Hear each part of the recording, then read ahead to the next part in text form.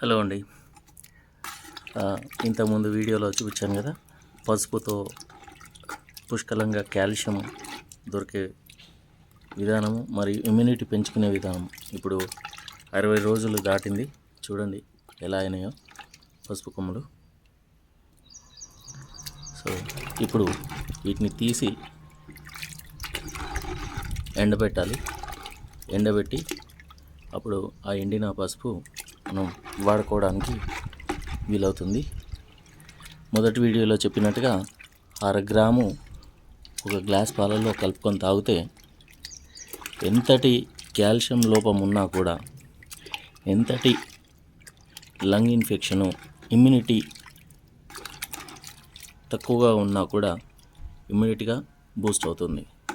ఇప్పుడు దీన్ని ఇలా వంచేసి పసుపు కొమ్మల్ని ఎండనిస్తాను.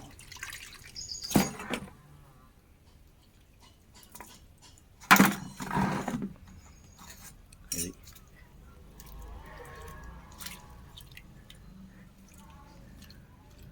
చూసారు కదా.